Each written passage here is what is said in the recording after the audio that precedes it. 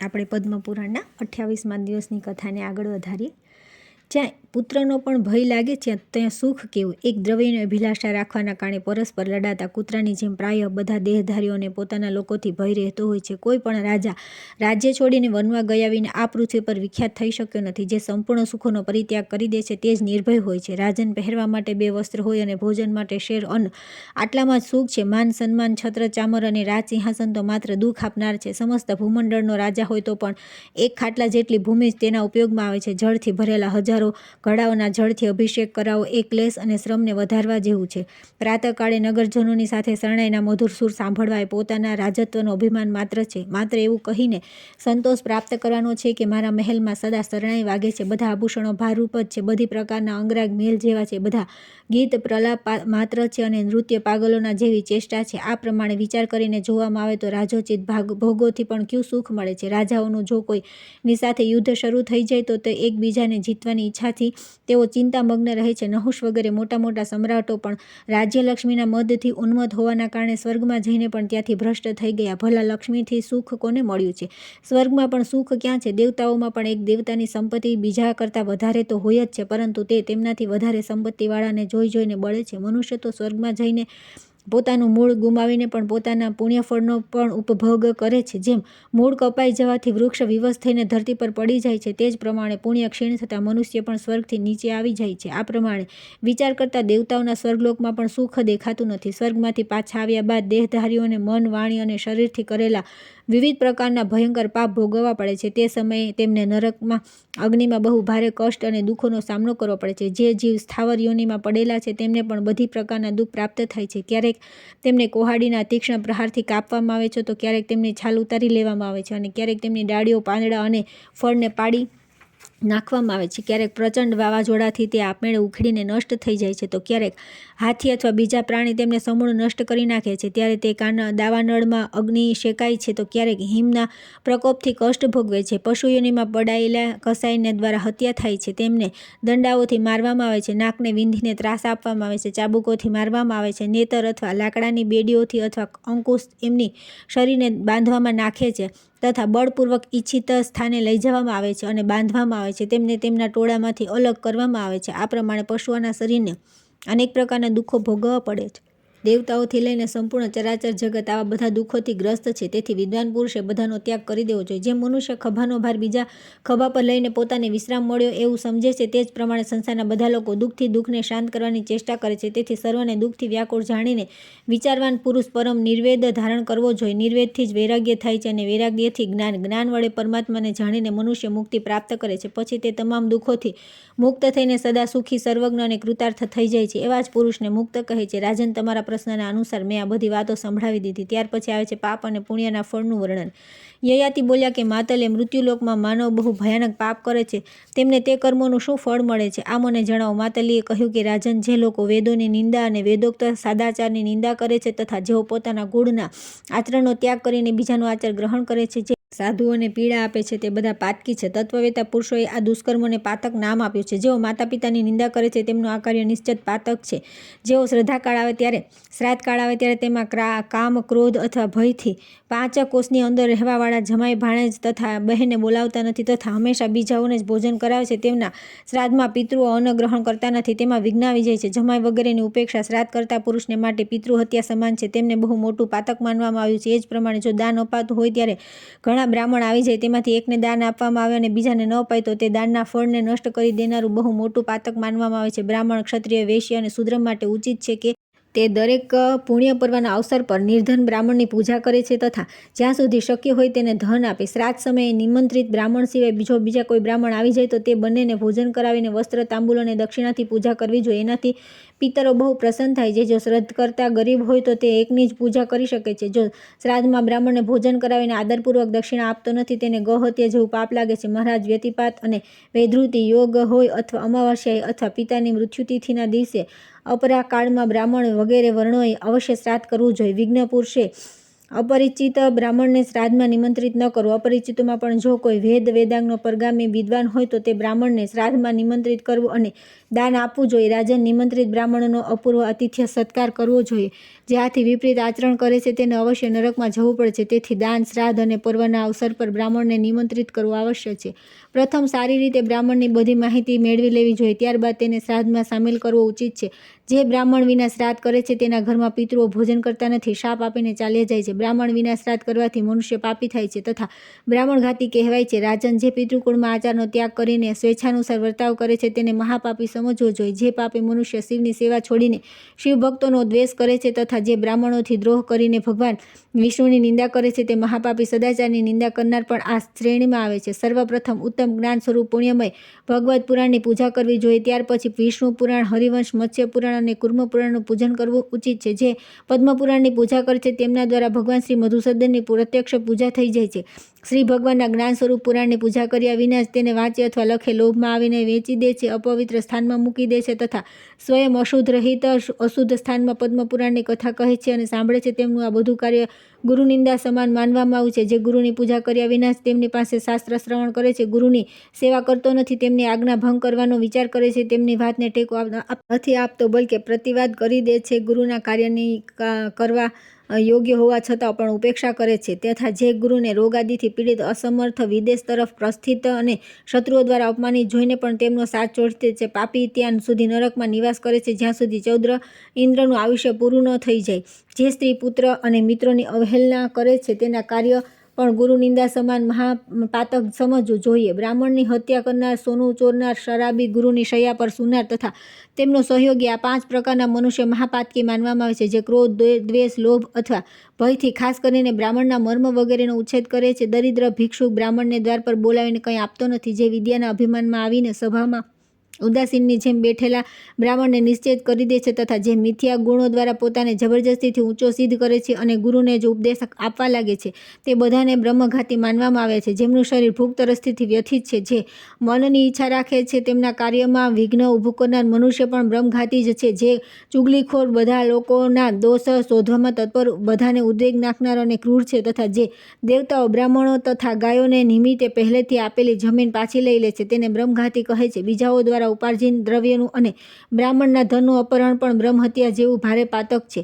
જેઓ અગ્નિહોત્ર છે તથા પાંચાગ્નિ કર્મનો ત્યાગ કરીને માતા પિતા અને ગુરુનો અનાદર કરે છે, ખોટી સાક્ષી આપે છે, શિવ ભક્તોની બુરાઈ અને અભક્ષ્ય વસ્તુનું ભક્ષણ કરે છે, વનમાં જઈને નિરપરાધ પ્રાણીઓને મારે છે તથા ગૌશાળા, મંદિર, ગાય અને નગરમાં આગ ચાપે છે, તેના આ ભયંકર પાપ પૂર્વોક્ત પાપો જેવા છે. ગરીબનું બધું લૂંટી લેલું, પરાઈ સ્ત્રી, બીજાની માલિકીના હાથી, ઘોડા, ગાય, પૃથ્વી, ચાંદી, રત્ન, અનાજ, રસ, ચંદન, કેસર, કપૂર, કસ્તુરી, માલપુઆ અને વસ્ત્રોને ચોરી લેવા, આ બધા પાપો સોનાની ચોરી જેવા માનવામાં આવ્યા છે. લગ્ન કરવા યોગ્ય કન્યાના યોગ્ય વર સાથે લગ્ન ન કરવા, પુત્ર અને મિત્રની પત્નીઓ અને પોતાની બહેનોની સાથે સમાગમ કરવો, કુંવારી કન્યા સાથે બળાત્કાર કરવો, અન્ય જ જાતિનું સ્ત્રીનું સેવન તથા સવર્ણા સ્ત્રી સાથે સંભોગ, આ પાપ ગુરુપત્ની ગમન જેવા છે. જે બ્રાહ્મણ ધન આપવાની પ્રતિજ્ઞા કરીને ન આપે છે કે ન તેને યાદ રાખે છે તેનું તે કાર્ય ઉપપાતકોની શ્રેણીમાં રાખવામાં આવ્યું છે. બ્રાહ્મણના ધનનું અપહરણ, મર્યાદાનું ઉલ્લંઘન, અત્યંત માન, અધિક ક્રોધ, દંભ, કૃતજ્ઞતા, અત્યંત વિષયાસક્તિ, કૃપણતા, સઠતા, માત્સર્ય, પરસ્ત્રી ગમન અને સાધ્વી કન્યાને કલંકિત કરવી, પરિવેતા તથા તેની પત્ની તેમનામાંથી સંપર્ક રાખવો, એમને કન્યા આપવી અને એમનો યજ્ઞ ધરાવો, ધનના અભાવમાં પુત્ર, મિત્ર વગેરે પત્નીનો પરિત્યાગ કરવો, કોઈ કારણ વિના સ્ત્રીને છોડી દેવી, સાધુ અને તપસ્વીઓની ઉપેક્ષા કરવી, ગાય, ક્ષત્રિય, વૈશ્ય, સ્ત્રી અને શૂદ્રોના પ્રાણ લેવા, શિવ મંદિર, બગીચો અને વૃક્ષને નષ્ટ કરવું, આશ્રમવાસીઓને થોડું પણ કષ્ટ આપવું, સેવકોને દુઃખ દેવું, અન્ન, વસ્ત્ર અને પશુઓની ચોરી કરવી, જેમની પાસે માગવું ઉચિત નથી તેવા લોકો પાસે યાચના કરવી, યજ્ઞ, બગીચો, તળાવ, સ્ત્રી અને સંતાનને વેચવા, તીર્થયાત્રા, ઉપવાસ, વ્રત અને શુભ કર્મનું ફળ વેચવું, સ્ત્રીઓના ધનથી જીવિકા ચલાવવી, સ્ત્રી દ્વારા ઉપાર્જિત અન્નથી જીવન નિર્વાહ કરવો તથા કોઈના ગુપ્ત અધર્મને ઉજાગર કરવો, આ બધા પાપોમાં જે લોકો રચ્યા પચ્યા રહે છે, જે બીજાના દોષો પર દ્રષ્ટિ રાખે છે, બીજાઓનું ધન હડપ કરવા ચાહે છે, આ બધા પાપીઓને ગૌહત્યા કરનારા જેવા માનવા જોઈએ. જે મનુષ્ય અસત્ય બોલે છે, સ્વામી, મિત્ર અને ગુરુનો દ્વેષ કરે છે, માયા રચે છે અને સષ્ટાત કરે છે, જે સ્ત્રી, પુત્ર, મિત્ર, બાળક, વૃદ્ધ, દુર્બળ, મનુષ્ય સેવક, અતિથિ અને ભાઈબંધુઓને ભૂખ્યા છોડીને એકલો ભોજન કરી લે છે, જે પોતે મિષ્ટાન ખાય છે અને બીજાને સાદું ભોજન પણ ન આપે. આ બધાને પૃથક પારખી સમજવા જોઈએ. વેદજ્ઞ પુરુષોમાં તેમની બહુ નિંદા કરવામાં આવે છે, જે પોતે જ નિયમ લઈને પછી તેને છોડી દે છે, જે બીજાની સાથે ધોખો કરે છે, જે મદિરા પીનારાઓનો સંસર્ગ રાખે છે અને ઘાવ અને રોગથી પીડિત તથા ભૂખ તૃષ્ણાથી વ્યાકુળ ગાયનું યત્નપૂર્વક પાલન નથી કરતો, તે ગૌ હત્યારો છે. તેમને નરકની યાતના ભોગવવી પડે છે. જે સર્વ પ્રકારના પાપોમાં ડૂબેલા રહે છે, સાધુ, બ્રાહ્મણ, ગુરુ અને ગાયને મારે છે તથા સાધ્વી સ્ત્રીને સતાવે છે, જે મહાન આળસુ છે, તેથી જે વારંવાર સૂઈ જાય છે, જે દુર્બળ પશુઓ પાસે કામ કરાવે છે, બળપૂર્વક હાંકે છે તથા તેમના પર વધારે બોજો નાખીને કષ્ટ આપે છે અને ઘાયલ થવા છતાં તેમને જોતરતો રહે છે, જે દુરાત્મા લોકો બળદોની ખસી કરાવે છે તથા ગાય વાછડાને નાથે છે, તે બધા મહાપાપી છે. જે ભૂખ, તૃષ્ણા અને પરિશ્રમથી પીડિત અને આશાથી ઘરે આવેલા અતિથિનો અનાદર કરે છે, તે નરકવાસી થાય છે. જે મૂર્ખ, અનાથ, વિકલ, દીન, બાળક, વૃદ્ધ અને ક્ષુધાતુર વ્યક્તિ પર દયા કરતા નથી, તેઓ નરકના સાગરમાં પડે છે. જે નીતિશાસ્ત્રની આજ્ઞાનું ઉલ્લંઘન કરીને પ્રજા પાસેથી ઈચ્છા પ્રમાણે કર વસૂલ કરે છે અને અકારણ દંડ કરે છે, તે રાજાને નરકમાં જવું પડશે. જે રાજાના રાજ્યમાં પ્રજા વ્યાજખોરો, અધિકારીઓ અને ચોરો દ્વારા પીડિત છે, તે રાજાને નરકમાં જવું પડશે. પાપાચારી પ્રજાનું પાપ રાજાનું જ માનવામાં આવે છે, તેથી રાજાએ તે પાપથી ડરીને પ્રજાને અનુશાસનમાં રાખવી જોઈએ. જે રાજા સારી પેઠે વિચાર ન કરીને જે ચોરી નથી એને પણ ચોર જેવો દંડ કરે છે અને ચોરને તો સાધુ સમજીને છોડી દે છે, તે નરકમાં જાય છે.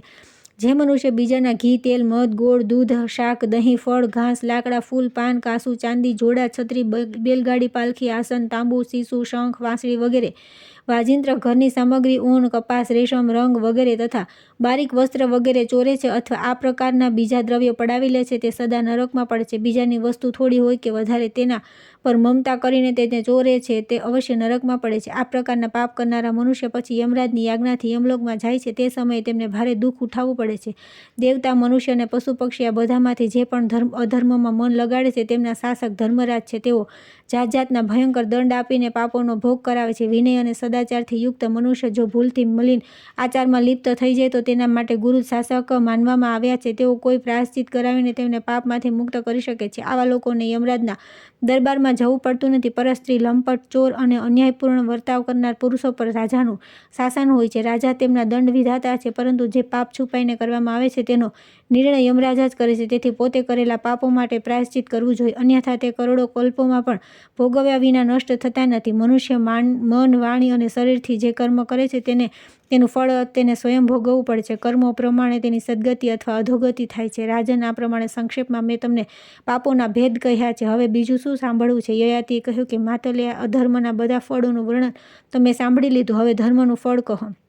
માતલીએ કહ્યું કે રાજન, જે શ્રેષ્ઠ બ્રાહ્મણોને પગરખા અને ખડાઓનું દાન કરે છે, તે મહાન વિમાનમાં બેસીને સુખપૂર્વક પરલોકની યાત્રા કરે છે. વસ્ત્રદાન કરનાર મનુષ્ય દિવ્ય વસ્ત્ર ધારણ કરીને પરલોકમાં જાય છે. પાલખીનું દાન કરવાથી પણ જીવ વિમાન દ્વારા સુખપૂર્વક યાત્રા કરે છે. સુખાસન, ગાદલા, ખુરશી વગેરેના દાનથી પણ તેની પરલોક યાત્રા સુખદ થાય છે. બગીચો બનાવનાર પુરુષ શીતળ છાયામાં સુખેથી પરલોકની યાત્રા કરે છે. ફૂલમાળાનું દાન કરનાર પુષ્પક વિમાન દ્વારા જાય છે. જે દેવતાઓ માટે મંદિર, સંન્યાસીઓ માટે આશ્રમ તથા અનાથો અને રોગીઓ માટે ઘર બનાવે છે, તે પરલોકમાં ઉત્તમ મહેલોમાં રહીને વિહાર કરે છે. જે દેવતા અગ્નિ, ગુરુ, બ્રાહ્મણ, માતા અને પિતાની પૂજા કરે છે તથા ગુણવાનો અને ગરીબોને રહેવા માટે ઘર આપે છે, તે બધી કામનાઓને પૂર્ણ કરનારા બ્રહ્મલોકને પ્રાપ્ત થાય છે. રાજન, જેણે શ્રદ્ધાપૂર્વક બ્રાહ્મણોને એક કોડીનું પણ દાન આપ્યું છે, તે સ્વર્ગલોકમાં દેવતાઓનો અતિથિ થાય છે તથા તેની કીર્તિ વધે છે. તેથી શ્રદ્ધાપૂર્વક દાન આપવું જોઈએ, તેનું ફળ અવશ્ય મળે છે. અહિંસા, ક્ષમા, સત્ય, લજ્જા, શ્રદ્ધા, ઇન્દ્રિય સંયમ, દાન, યજ્ઞ, ધ્યાન આ ધર્મના 10 સાધન છે. અન્ન આપનારને પ્રાણદાતા કહેવામાં આવે છે અને તે પ્રાણદાતા છે, તે જ બધું આપનાર છે. તેથી અન્નદાન કરવાથી બધા દાનોનું ફળ મળી જાય છે. અન્નથી પુષ્ટ થઈને જે મનુષ્ય પુણ્યનો સંચય કરે છે, તેથી પુણ્યનો અડધો અંશ અન્નદાતાને અને અડધો ભાગ પુણ્યકર્તાને પ્રાપ્ત થાય છે. ધર્મ, અર્થ, કામ અને મોક્ષનું સર્વથી મુખ્ય સાધન શરીર છે અને સ્થિર રહે છે અન્ન અને જળથી. તેથી અન્ન, જળ જ બધા પુરુષાર્થોમાં સાધન છે. અન્નદાન જેવું કોઈ દાન ન થયું કે ન થશે. જળ ત્રણેય લોકનું જીવન છે, તે પરમ પવિત્ર, દિવ્ય, શુદ્ધ તથા બધા રસોનું આશ્રય છે. અન્ન, પાણી, ઘોડો, ગાય, શૈયા, સૂતર અને આસન, 8 આ વસ્તુઓનું દાન પ્રેત લોકોને માટે બહુ ઉત્તમ છે. આ પ્રમાણે દાન વિશેષથી મનુષ્ય ધર્મરાજના નગરમાં સુખપૂર્વક જાય છે, તેથી ધર્મનું અનુષ્ઠાન અવશ્ય કરવું જોઈએ. જે લોકો ક્રૂર કર્મ કરે છે અને દાન આપતા નથી તેને નરકમાં અસહ્ય દુઃખ ભોગવવું પડે છે. દાન દ્વારા મનુષ્યને અનુપમ સુખ મળે છે. જે એક દિવસ પણ ભક્તિપૂર્વક ભગવાન શિવજીની પૂજા કરે છે તે પણ શિવલોકને પ્રાપ્ત થાય છે. પછી જે સતત તેમનો ઉપાસક છે તેના માટે તો કહેવું જ છું. શ્રી વિષ્ણુની ભક્તિમાં તત્પર અને તેમના ધ્યાનમાં લીન રહેનારા વૈષ્ણવો વૈકુંઠધામમાં ચક્રધારી ભગવાન વિષ્ણુની સમીપ જાય છે. શ્રી વિષ્ણુલોક શ્રી શિવલોકથી ઉપર સમજવો જોઈએ. ત્યાં વિષ્ણુના ધ્યાનમાં તત્પર રહેનારા વૈષ્ણવો જ જાય છે. મનુષ્યમાં શ્રેષ્ઠ સદાચારી, યજ્ઞ કરનારા, નીતિયુક્ત અને વિદ્વાન બ્રાહ્મણ બ્રહ્મલોકમાં જાય છે. યુદ્ધમાં ઉત્સાહપૂર્વક જનાર ક્ષત્રિયને ઇન્દ્રલોકની પ્રાપ્તિ થાય છે તથા અન્ય પુણ્ય કરનારા પણ પુણ્યલોકમાં જાય છે. ત્યાર પછી આવે છે માતલી દ્વારા ભગવાન શિવ અને વિષ્ણુના મહિમાનું વર્ણન. માતલીએ વિદાય કરીને રાજા યયાતિનું વૈષ્ણવ ધર્મના પ્રચાર દ્વારા ભૂલોકને વૈકુંઠ તુલ્ય બનાવવું તથા યયાતિના દરબારમાં કામ વગેરેનું નાટક. યયાતિ બોલ્યા કે માતલે તમે ધર્મ અને અધર્મ બધાનું સુંદર વર્ણન કર્યું. હવે દેવતાઓના લોકોની સ્થિતિનું વર્ણન કરો.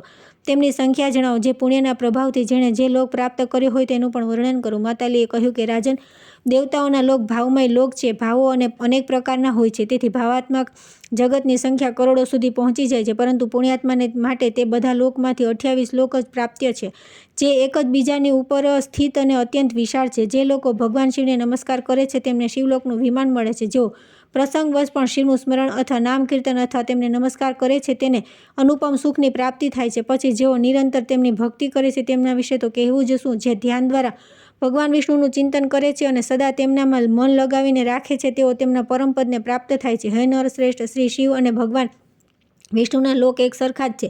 તે બંનેમાં કોઈ અંતર નથી, કેમ કે તે બંને મહાત્માઓ શ્રી શિવ અને વિષ્ણુનું સ્વરૂપ પણ એક જ છે.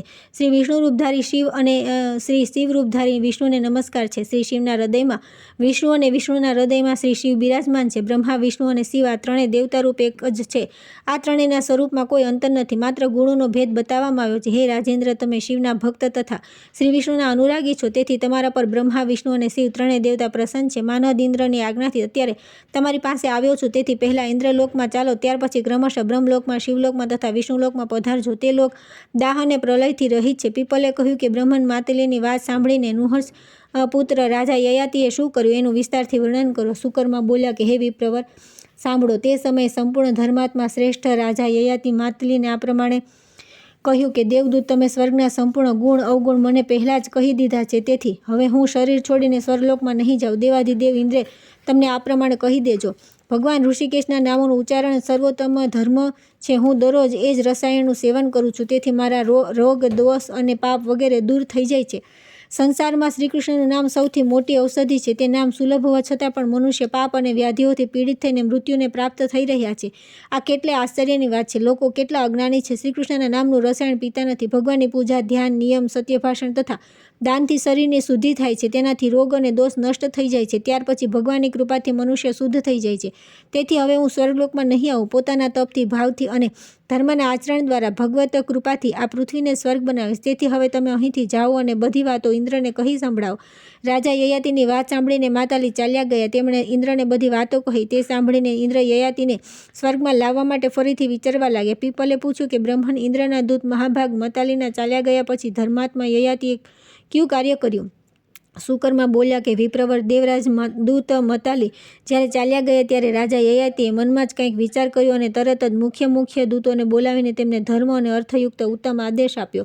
દૂતો, તમે લોકો મારી આજ્ઞાથી આપણા અને બીજા દેશોમાં જાઓ. તમારા મુખેથી ત્યાંના બધા લોકો મારી ધર્મયુક્ત વાતો સાંભળે અને સાંભળીને તેનું પાલન કરે. જગતના મનુષ્ય પરમ પવિત્ર અને અમૃત જેવા સુખદાયી ભગવત સંબંધી ભાવો દ્વારા ઉત્તમ માર્ગનો આશ્રય લે. સદા તત્પર થઈને શુભ કર્મનું અનુષ્ઠાન, ભગવત તત્વનું જ્ઞાન, ભગવાનનું ધ્યાન અને તપસ્યા કરે. બધા લોકો વિષયોનો પરિત્યાગ કરીને યજ્ઞ અને દાન દ્વારા એકમાત્ર મધુસૂદનનું પૂજન કરે. સર્વત્ર સૂકા અને લીલામાં, આકાશ અને પૃથ્વી પર તથા ચરાચર પ્રાણીઓમાં માત્ર શ્રીહરિના દર્શન કરે. જે મનુષ્ય લોભ અને મોહવશ સંસારમાં મારી આ આજ્ઞાનું પાલન નહીં કરે તેને અવશ્ય કઠોર દંડ આપવામાં આવશે. મારી દ્રષ્ટિમાં તે ચોરની જેમ નિકૃષ્ટ સમજવામાં આવશે. રાજાના આ વચન સાંભળીને દૂતોનું હૃદય પ્રસન્ન થઈ ગયું. તેઓ સંપૂર્ણ પૃથ્વી પર ફરીને સમસ્ત પ્રજાને મહારાજનો આદેશ સંભળાવવા લાગ્યા. બ્રાહ્મણ વગેરે ચારે વર્ણના મનુષ્યો રાજા યયાતિ સંસારમાં પરમ પવિત્ર અમૃત લઈ આવ્યા છે. તમે બધા લોકો તેનું પાન કરો. તે અમૃતનું નામ છે પુણ્યમય. વૈષ્ણવ ધર્મ તે બધા દોષોથી રહિત અને ઉત્તમ પરિણામનો જનક છે. ભગવાન કેશવ સર્વના ક્લેશ હરનારા, સર્વશ્રેષ્ઠ આનંદ સ્વરૂપ અને પરમાર્થ તત્વ છે. તેમના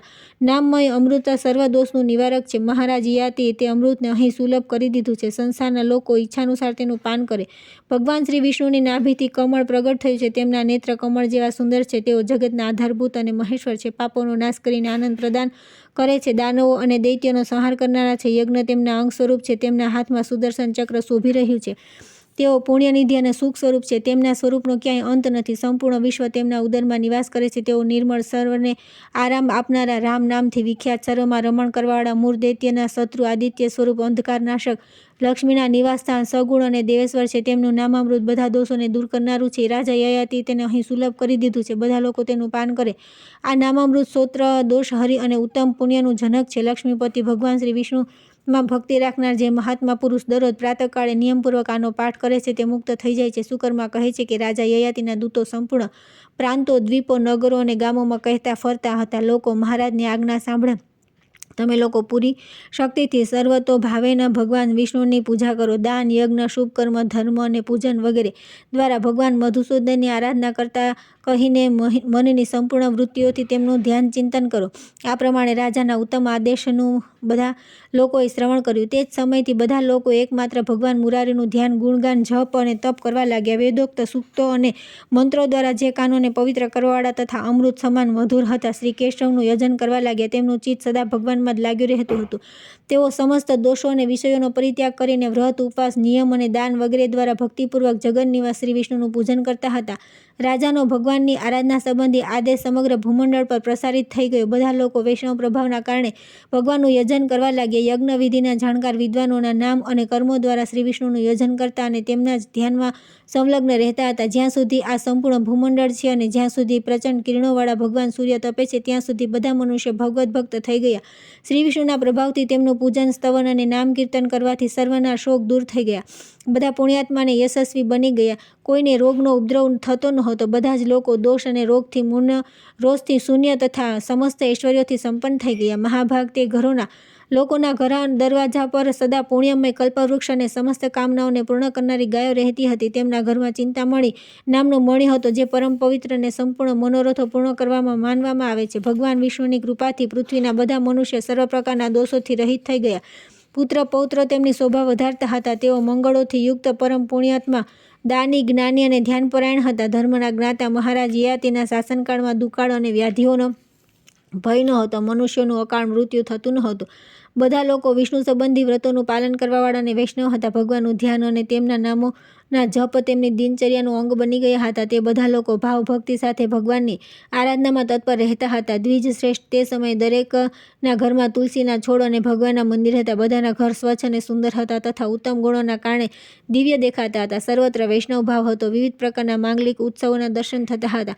વિપ્રવર પૃથ્વીલોકમાં સર્વત્ર શંખ ધ્વનિના અવાજ સંભળાતા હતા. તે શંખ ધ્વનિનો પાપ અને રોગનો વિનાશ કરનારી હતી. ભગવાન વિષ્ણુમાં ભક્તિ ધરાવતી સ્ત્રીઓએ પોતપોતાના ઘરના દરવાજા પર શંખ, પદ્મ અને સ્વસ્તિકના ચિહ્નો ચિતરાવ્યા હતા. બધા લોકો કેશવના ગુણગાન ગાતા હતા. કોઈ હરિ, કોઈ મુરારીનું ઉચ્ચારણ કરતા, કોઈ શ્રીશ, અચ્યુત તથા માધવનું નામ લેતા હતા. કેટલાક શ્રી નરસિંહ, કમળનયન, ગોવિંદ, કમલાપતિ, કૃષ્ણ અને રામ નામનું રટણ કરતા રહીને ભગવાનમાં શરણમાં જતા મંત્રો દ્વારા તેમના જપ કરતા તથા પૂજન પણ કરતા હતા. બધા લોકો વૈષ્ણવ હતા, તેથી તેઓ વિષ્ણુના ધ્યાનમાં મગ્ન રહીને તેમને દંડવત પ્રણામ કર્યા કરતા હતા. કૃષ્ણ, વિષ્ણુ, હરિ, રામ, મુકુંદ, મધુસૂદન, નારાયણ, ઋષિકેશ, અચ્યુત, કેશવ, પદ્મનાભ, વાસુદેવ, વામન, વરાહ, કમઠ, મત્ય, કપિલ, સુરાધીપ, વિશ્વેશ, વિશ્વરૂપ, અનંત, અનઘ, સૂચિ, પુરુષ, પુષ્કરાક્ષ, શ્રીધર, શ્રીપતિ, હરિ, શ્રીધ, શ્રીશ, શ્રીનિવાસ, સુમોદ, મોક્ષદ અને પ્રભુ આ નામોનું ઉચ્ચારણ કરતા રહીને પૃથ્વીના બધા માનવ, બાળ, વૃદ્ધ અને કુમાર પણ ભગવાનનું ભજન કરતા હતા. ઘરના કામ ધંધામાં વ્યસ્ત સ્ત્રીઓ સદા ભગવાન શ્રી હરિને પ્રણામ કરતી અને બેઠતા ઉઠતા તેમનું ધ્યાન કરીને જ્ઞાન પ્રાપ્ત કરતા પણ તે બધી લક્ષ્મીપતિનું સ્મરણ કરતી. રમતગમતમાં વ્યસ્ત બાળકો ગોવિંદને મસ્તક ઝુકાવીને રાત દિવસ ભગવાનના મધુર નામોનું કીર્તન કરતા હતા. દ્વિજ શ્રેષ્ઠ સર્વત્ર ભગવાન શ્રી વિષ્ણુના નામનો જ ધ્વનિ સંભળાતો હતો. પૃથ્વી પરના બધા માનવો વૈષ્ણવોચિત ભાવથી રહેતા હતા. મહેલો અને દેવ મંદિરોના કળશો પર સૂર્યમંડળ જેવા ચક્ર શોભી રહ્યા હતા. પૃથ્વી પર સર્વત્ર શ્રીકૃષ્ણ પ્રત્યે ભાવ દેખાતો હતો. તે સમયે પૃથ્વીલોક વિષ્ણુલોકને સમાનતા કરતો હતો. વૈકુંઠમાં જેમ વૈષ્ણવલોકો વિષ્ણુનું ઉચ્ચારણ કરતા તે જ પ્રમાણે પૃથ્વી પર પણ મનુષ્યો કૃષ્ણ નામનું કીર્તન કરતા હતા. પૃથ્વી અને વૈકુંઠ બંનેનો એક જ ભાવ દેખાતો હતો. વૃદ્ધાવસ્થા અને રોગનો ભય ન હતો, કેમ કે મનુષ્યો અજર અમર થઈ ગયા હતા. પૃથ્વી પર દાન અને ભોગનો વિશેષ પ્રભાવ દેખાતો હતો. પ્રાય બધા લોકો દ્વિજ માત્ર, વેદોના વિદ્વાન અને જ્ઞાન ધન્યપરાયણ હતા. બધા યજ્ઞ અને દાન કરતા હતા. બધા દયાળુ હતા. બધા પરોપકારી, શુભ વિચાર સંપન્ન અને ધાર્મિક હતા. મહારાજ યયાતિના ઉપદેશથી પૃથ્વી પરના બધા માનવો વૈષ્ણવ થઈ ગયા હતા. ભગવાન વિષ્ણુ કહે છે કે નૃપ શ્રેષ્ઠ વેન પુત્ર મહારાજ યયાતિનું ચરિત્ર સાંભળો. તેઓ સર્વધર્મ પરાયણ અને નિરંતર ભગવાન વિષ્ણુની ભક્તિ કરતા હતા. તેમને આ પૃથ્વીનું શાસન કરતા 1 લાખ વર્ષ થઈ ગયા હતા, પરંતુ તેમનું શરીર નિત્ય નૂતન દેખાતું હતું, જાણે તેઓ 25 વર્ષના તરુણ હોય. ભગવાન શ્રી વિષ્ણુની કૃપાથી રાજા યયાતિ બહુ જ યશસ્વી અને પ્રૌઢ થઈ ગયા હતા. પૃથ્વી પરના બધા લોકો કામના રહિત હોવાના કારણે યમપુરીમાં જતા ન હતા. તેઓ દાન પુણ્યથી સુખી હતા અને સર્વધર્મના અનુષ્ઠાનમાં સંલગ્ન હતા. જેમ દુર્વા અને વટવૃક્ષનો વિસ્તાર થાય છે તે પ્રમાણે તે સમયના મનુષ્ય પુત્ર પૌત્રો દ્વારા વૃદ્ધિને પ્રાપ્ત થઈ રહ્યા હતા. મૃત્યુરૂપી દોષથી રહિત હોવાના કારણે તેઓ દીર્ઘજીવી હતા. તેમના શરીર લાંબા સમય સુધી દ્રઢ રહેતા હતા. તેઓ સુખી હતા અને વૃદ્ધાવસ્થાનો રોગ તેમને સ્પર્શ કરતો નહોતો. પૃથ્વીના બધા મનુષ્ય 25 વર્ષની અવસ્થાના દેખાતા હતા. બધાના આચાર વિચાર સત્યથી યુક્ત હતા. બધા ભગવાનમાં ધ્યાનમાં તન્મય રહેતા હતા. સમગ્ર પૃથ્વી પર કોઈનું મૃત્યુ થયાનું સાંભળવામાં આવતું નહોતું. કોઈને દુઃખ શોક જોવો પડતો નહોતો. બધા જ લોકો નિર્દોષ હતા. એકવાર ઇન્દ્રે કામદેવને અને ગંધર્વને બોલાવ્યા અને કહ્યું કે તમે બધા મળીને એવો કોઈ ઉપાય કરો જેથી રાજા યયાતિ અહીં આવી જાય. ઇન્દ્રની આજ્ઞાથી કામદેવની મંડળી નાટમાં વેશમાં રાજા યયાતિની પાસે આવી અને તેમને આશીર્વાદથી પ્રસન્ન કરીને આ પ્રમાણે કહ્યું કે મહારાજ, અમે લોકો એક ઉત્તમ નાટક ભજવવાના છીએ. રાજા યયાતિ જ્ઞાન વિજ્ઞાનમાં કુશળ હતા. તેમણે નટોની વાત સાંભળીને સભા બોલાવી. નટોએ વામન ભગવાનનું નાટક ભજાવ્યું. રાજા તેમનું નાટક જોવા ગયા. તેમાં કામદેવ મુખ્ય કલાકાર હતા. તેણે વસંત ઋતુનું નિર્માણ કરી પોતાની પત્ની રતિને નટી તરીકે ઉપસ્થિત કરી. નાટકમાં બધા પાત્રો તેમને અનુરૂપ અભિનય કરવા લાગ્યા. વસંત તે સમયે મહાબુદ્ધિમાન રાજા યયાતિને ક્ષોભમાં નાખી દીધા. ત્યાર પછી આવે છે યયાતિના શરીરમાં જરાવસ્થાનો પ્રવેશ, કામકન્યાથી ભેટ, પૂરનું યૌવન દાન, યયાતિનું કામકન્યા સાથે પ્રજાજનો સહિત વૈકુંઠ ધામ ગમન. સુકર્મા કહે છે કે પીપલ મહારાજ યયાતિ કામદેવના ગીત, નૃત્ય અને લલિત હાસ્યથી મોહિત થઈને પોતે પણ નર સ્વરૂપ થઈ ગયા. તેઓ મળમૂત્રનો ત્યાગ કરીને આવ્યા અને પગ ધોયા વિના જ આસન પર બેસી ગયા. તે છિદ્ર જોઈને વૃદ્ધાવસ્થા થતાં કામદેવે રાજાના શરીરમાં પ્રવેશ કર્યો. નૃપ શ્રેષ્ઠ એ બધાને મળીને ઇન્દ્રનું કાર્ય સિદ્ધ કરી દીધું. નાટક સમાપ્ત થઈ ગયું. બધા લોકો પોતપોતાના સ્થાને ચાલ્યા ગયા. ત્યાર પછી ધર્માત્મા રાજા યયાતિ જરાવસ્થાથી પરાજિત થયા. તેમનું ચિત્ત કામભોગમાં આસક્ત થઈ ગયું. એક દિવસ તેઓ કામયુક્ત થઈને વનમાં શિકાર કરવા માટે ગયા. તે સમયે તેની સામેથી એક હરણ પસાર થયું. તેને 4 શિંગડા હતા. તેના રૂપની ક્યાંય તુલના થઈ શકે એમ ન હતી. તેના બધા અંગ સુંદર હતા. રોમાવલી સોનેરી રંગની હતી. મસ્તક પર રત્ન જડેલું હોય તેવું લાગતું હતું. સંપૂર્ણ શરીર કાબરચિત્રું હતું. તે મનોહર હરણ જોવાલાયક હતું. રાજા ધનુષ્ય બાણ લઈને તેની પાછળ દોડ્યા. હરણ પણ તેમને બહુ દૂર લઈ ગયું અને પછી અંતર્ધ્યાન થઈ ગયું. રાજાને ત્યાં નંદનવન જેવું એક અદ્ભુત વન દેખાયું. તેની અંદર રાજાએ એક સુંદર તળાવ જોયું, જે 10 યોજન લાંબુ અને 50 યોજન પહોળું હતું. તે જળથી પરિપૂર્ણ ભરેલું સર્વતોભદ્ર તળાવ બધી રીતે સુંદર હતું. રાજા થાકી ગયા હતા, તેથી તે સરોવરના કિનારે ઠંડી છાયાનો આશ્રય લઈને બેસી ગયા. થોડીવાર પછી સ્નાન કરીને કમળોની સુગંધથી સુવાસિત જળ પીધું. દરમિયાન તેમણે સુમધુર સ્વરમાં ગવાતું દિવ્ય સંગીત સંભળાયું, જે તાલબદ્ધ હતું. રાજા તરત તે સ્થાન તરફ ચાલી નીકળ્યા જ્યાંથી ગીતનો મનોહર ધ્વનિ સંભળાતો હતો. જળની પાસે એક વિશાળ ભવન હતું. તેના ઉપર બેસીને રૂપ, શીલ અને ગુણથી સુશોભિત એક સુંદર સ્ત્રી મનોહર ગીત ગાઈ રહી હતી. તેની આંખો મોટી હતી. રૂપ અને તેજ તેની શોભા વધારી રહ્યા હતા. ચરાચર જગતમાં તેના જેવી સુંદર સ્ત્રી બીજી કોઈ નહોતી. મહારાજ યયાતિના શરીરમાં જરાયુક્ત કામનો સંચાર પહેલેથી થઈ ચૂક્યો હતો. તે સ્ત્રીને જોતા તે કામ વિશાળ રૂપમાં પ્રગટ થયો. રાજા કામાગ્નિથી બળવા અને કામજોરથી પીડાવા લાગ્યા. તેમણે એ સુંદરીને પૂછ્યું કે શુભે, તમે કોણ છો? કોની કન્યા છો? તમારી પાસે આ બેઠેલી સ્ત્રી કોણ છે? હું નહુષનો પુત્ર યયાતિ છું. મારો જન્મ ચંદ્રવંશમાં થયો છે. પૃથ્વીના 7 દ્વીપો પર મારો અધિકાર છે. હું 3 લોકમાં વિખ્યાત છું. સુંદરી, મને દુર્જય કામ સતાવી રહ્યો છે. હું ઉત્તમ શીલથી યુક્ત છું. મારી રક્ષા કરો. તમારા સમાગમ માટે હું રાજ્ય, સંપૂર્ણ પૃથ્વી અને આ શરીર પર અર્પણ કરી દઈશ. આ ત્રિલોક તમારું જ છે. રાજાની વાત સાંભળી સુંદરીએ પોતાની સખી વિશાલને ઉત્તર આપવા માટે પ્રેરિત કરી. ત્યારે વિશાલાએ કહ્યું કે નરશ્રેષ્ઠ, આ રતિની પુત્રી છે. આનું નામ અશ્રુબિંદુમતી છે. હું તેના પ્રેમ અને સૌહાર્દ વશ સદાયની સાથે રહું છું. અમારા બંનેમાં સ્વાભાવિક મિત્રતા છે, જેથી હું સર્વદા પ્રસન્ન રહું છું. મારું નામ વિશાલા છે. હું વરુણની પુત્રી છું. મહારાજ, મારી આ સખી યોગ્ય વર માટે તપસ્યા કરી રહી છે. આ પ્રમાણે મેં તમને આ મારી સખીનો તથા મારો પૂરો પરિચય આપી દીધો. યયાતિ બોલ્યા કે શુભે, મારી વાત સાંભળો. આ સુંદર મુખવાળી રતિકુમારી મને જ પતિરૂપે સ્વીકારી લે. આ બાળા જે વસ્તુની ઈચ્છા કરશે તે બધું હું તેને આપીશ. વિશાલાએ કહ્યું કે રાજન, હું એનો નિયમ તમને જણાવી દઉં. પહેલાં સાંભળી લો. આ સ્થિર યૌવનથી યુક્ત, સર્વજ્ઞ, વીરના લક્ષણોથી સુશોભિત, દેવરાજ સમાન તેજસ્વી, ધર્મનું આચરણ કરનાર, ત્રિલોક પૂજિત, સુબદ્ધ, સુપ્રિય તથા ઉત્તમ ગુણોથી યુક્ત પુરુષને પોતાનો પતિ બનાવવા ચાહે છે. યયાતિ બોલ્યા કે આ બધા ગુણોથી યુક્ત સમજો હું એનો યોગ્ય પતિ બની શકું છું. વિશાલાએ કહ્યું કે રાજન, હું જાણું છું કે તમે તમારા પુણ્યને માટે ત્રણેય લોકમાં વિખ્યાત છો. મેં પહેલા ગુણોની ચર્ચા કરી છે, તે બધા તમારી અંદર વિદ્યમાન છે. માત્ર એક જ દોષના કારણે આ મારી સખી તમને પસંદ કરતી નથી. તમારા શરીરમાં વૃદ્ધાવસ્થાનો પ્રવેશ થઈ ગયો છે. તે જોઈને તેનાથી મુક્ત થઈ શકો તો આ તમારી પ્રિયતમા થઈ શકે. રાજન, આ જ તેનો નિશ્ચય છે. મેં સાંભળ્યું છે કે પુત્ર, ભ્રાતા અને ભૃત્ય જેવા શરીરમાં પણ આ જરાવસ્થાને તમે આપો તેમાં તે ચાલી જાય.